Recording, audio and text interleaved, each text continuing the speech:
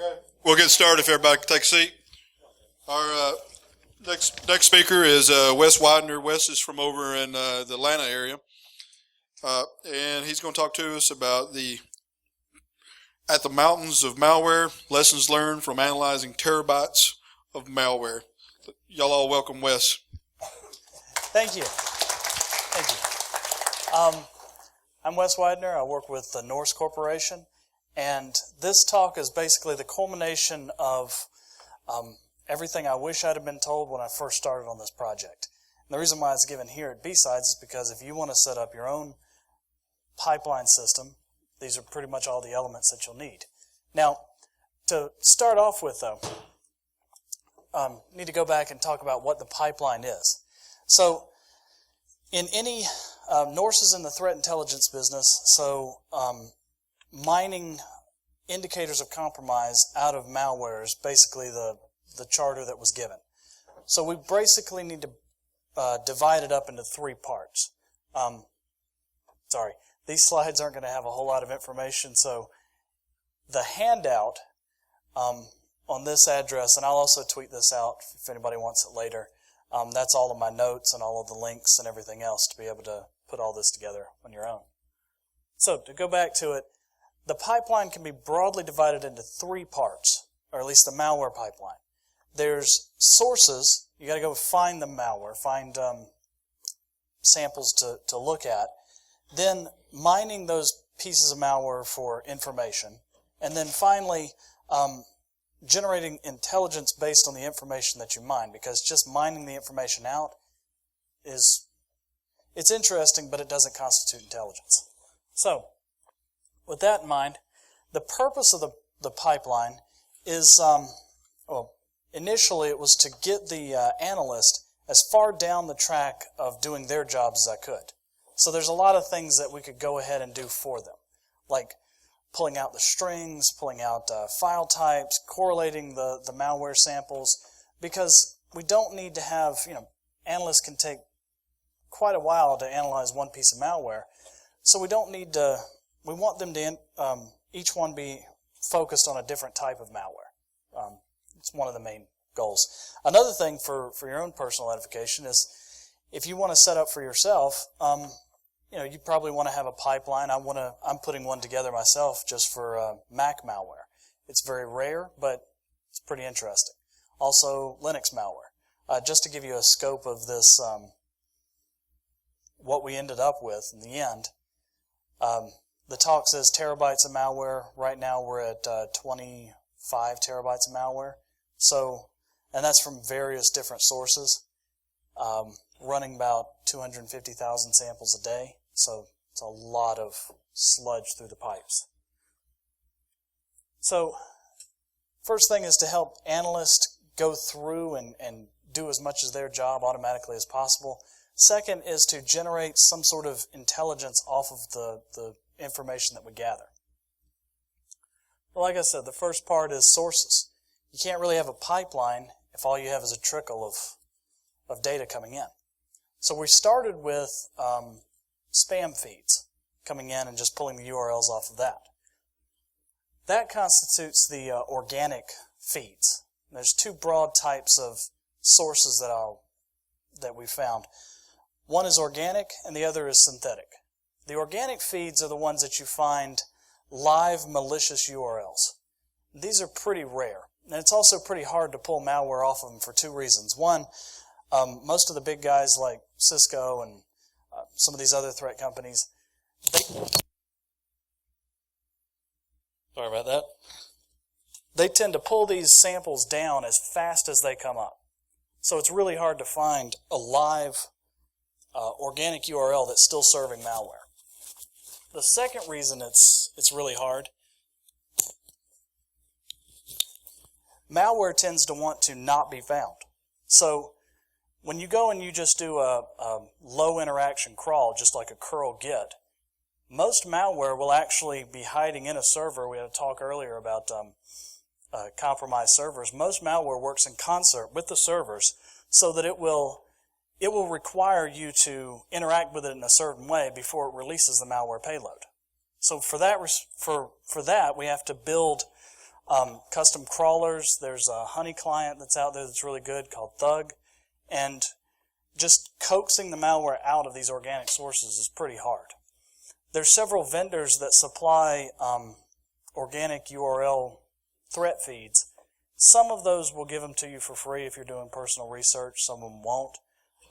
What we also found is that measuring these feeds, for the organic feeds, it's a measurement of yield. So are they stale? Are they giving us stale URLs? Are they giving us a bunch of URLs from one single domain? Stuff like that. Also with the crawling, you can't. We learned early on you have to throttle the crawling of the URLs to pull these out. Otherwise, they get kind of aggravated. We've gotten some nasty letters for that. So the second type, the organic URLs aren't going to give you a whole lot. The most we ever got was maybe 1,000, 2,000 a day. And that's after crawling hundreds of thousands. So the yield there is if you got a 20% yield, that's really good from what I've seen. The last thing to note about the organic sources, you actually get a lot of context information from this. Server information, the IPs, the related IPs, like you get a lot of contextual information from organic URLs. So when you find them, they're really useful. Trouble is, it's kind of like mining for gold. You have to crush a whole lot of rock to get just a little tiny bit of gold. So then we started supplementing our feed with synthetic sources. Synthetic sources are malware rollups. One of the best sources of malware rollups is VirusShare out of Georgia Tech. Just giant multi-gig dumps.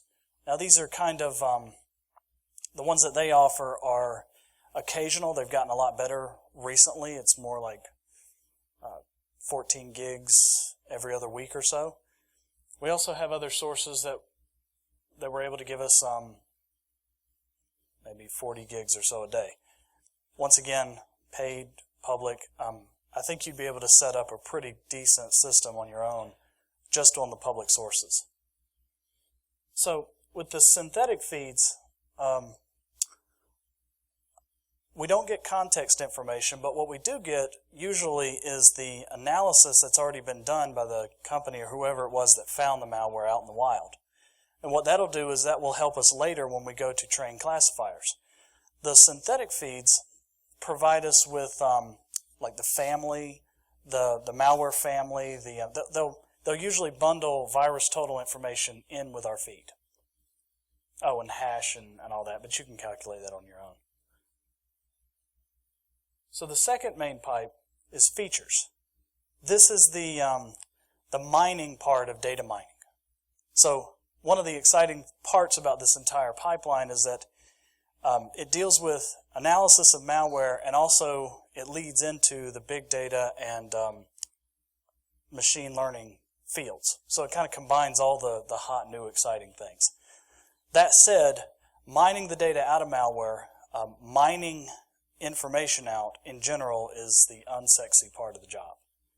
And this is where the bulk of activity is gone. So there's effectively three parts in the mining process. There's what I would call a surface scan, static analysis, and dynamic analysis. So you can kind of lump the surface and static scans together. The difference being the surface analysis is just looking at the bits on disk, not doing anything with it, just looking at strings. This is where you pull strings information out.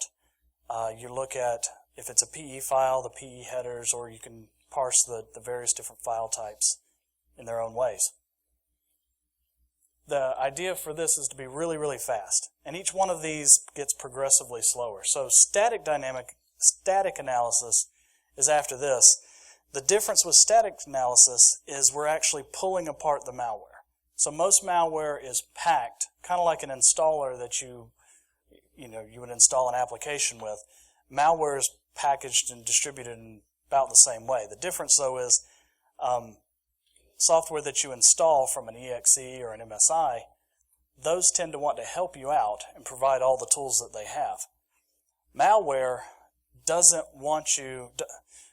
There's always a race of them trying to find packers that aren't well known versus companies like ours or the ones that we work with, unpacking the malware and coming up with a whole list there. So, static analysis, the big part of that is unpacking it. And so, in order to make sense of that, you're going to have a really good system to correlate all the different files, because generally, malware authors face the same problem as software development in general, except they're in an actively hostile environment. So what that means is, once you unpack a file, you'll probably have a lot of correlation between, in similarities. Another thing is, another tactic that they're fond of is taking a really big installer like Steam or a Steam game, and then just inserting a little bit of malware at the end. So just looking at the hash for the file is not going to really help. You really need to parse it all apart and say, this is the interesting bit. Once again, there's a vast majority of stuff that's not interesting. There's like 10, 20% that really is. The last type of feature generation is the most flashy, but I would argue the least scalable. Many companies have tried to get this right. There's VMray and I forget the other companies off the top of my head, but there's several, or VirusTotal does this too. Taking a malware sample, and you have usually a virtual machine. You detonate the sample, detonate meaning execute the sample inside of the dynamic analysis, and monitor everything around it. This is also effectively what companies like McAfee, Microsoft, who's partnered with VirusTotal, CrowdStrike, and Carbon Black. They all do this on their customers' machines, but we're doing it in the lab. Now, the reason why they're doing it on their customer machines is because malware, once again, doesn't want to run. Because if we can automatically analyze it, then we can generate YAR rules or snort rules or whatever and automatically block it. So there's a whole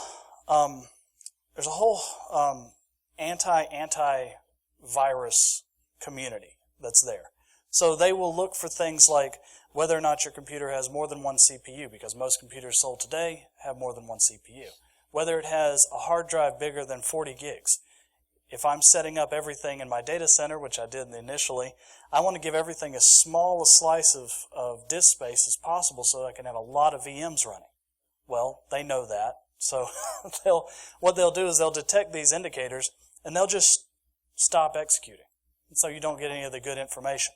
So there's two ways around that. You could either patch the malware itself, which I have a link to a really interesting paper on that, or you can change your environment to look like a consumer, someone's PC.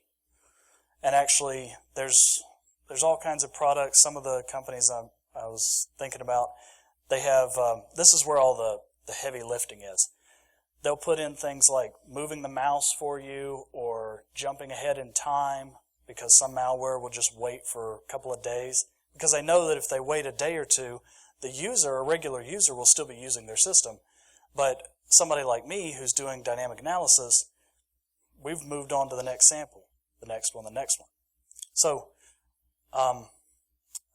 things like there's a whole project called PA-Fish that's pretty much the industry standard. If you can get that to pass, then you have a good, clean environment to run a dynamic sample in.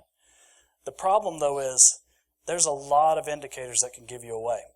Like, most of the time when you install a VM, you also want to install, or most of us do, install the tools, the guest tools that come with VMware or VirtualBox. That's a dead giveaway. But more than that, the CPU version number, you can query for that. There's certain hidden features in the hypervisors that give away virtual environment. Now, malware used to be very averse to virtual environments altogether, But there's several papers that have shown that malware used to not run in virtual environments, and then about 4 or 5 years ago, they started running again because proliferation of things like moving servers to cloud and virtualized workstations, stuff like that. But they still want to make sure that a human is on the other end. That's why the new thing is moving the mouse, or malware will actually have a sort of CAPTCHA system where they want you to authenticate before the virus will actually run. As weird as it sounds, that's... So some of the features we get off of dynamic analysis, we've got all the processes that were run, of course, all the network information that it generates, what's called dropped files, the persistence of the persistent part of the infection. You've got registry keys that were edited, libraries that were called, because malware will actually try to import as few libraries as possible, usually, and then dynamically load everything else. So if you're statically analyzing it, you'll have 3 or 4 libraries that it has a hard reference to. The rest of them are loaded at runtime after the program's unpacked itself and decrypted portions that it needs to be able to pull in everything else. So all of this information, now we've got it stored in some large processing platform, usually Hadoop, something like that. Now is for the intelligence part. Now, there's a lot that's gone on as far as machine learning, big data, stuff like that, but there's really only 2 focuses that I've seen most people use. One is clustering, so that we want to, I said that we got 250,000 new samples in a day. The vast majority of that is just repackaged stuff. It's the same stuff over and over and over again. So what we want to do is be able to cluster the malware, and there's several techniques for that. And if you're researching, you probably want to find thin clusters that don't have a lot of members in it, because those are going to be the more interesting ones to go to. Depends on what your focus is. The second,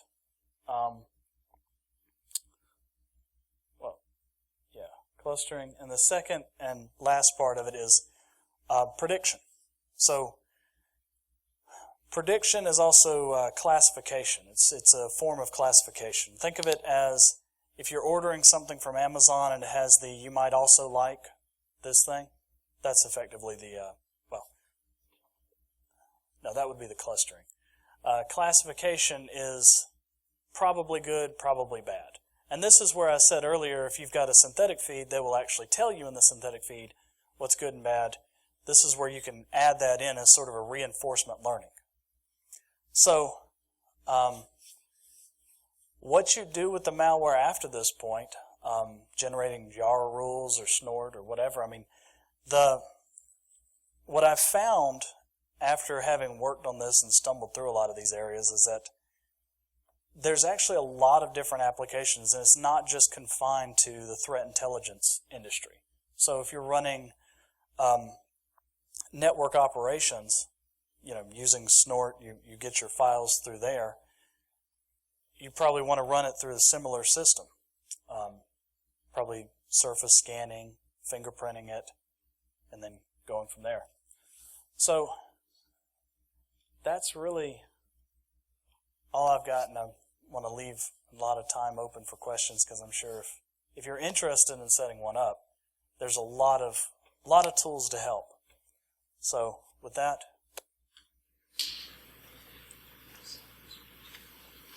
any questions?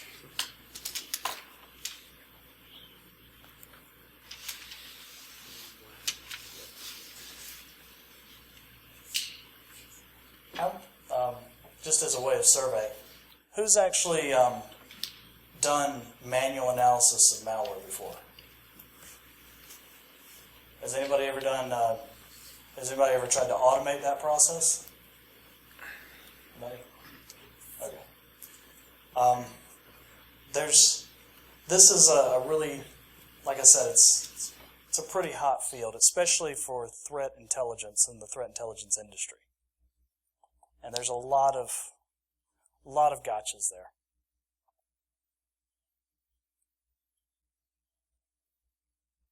All right. Well, if there's no questions, then oh yes. The URL for the handout? Sure. I'll also tweet this out later, along tagging the conference on Twitter. So there's several ways to get it.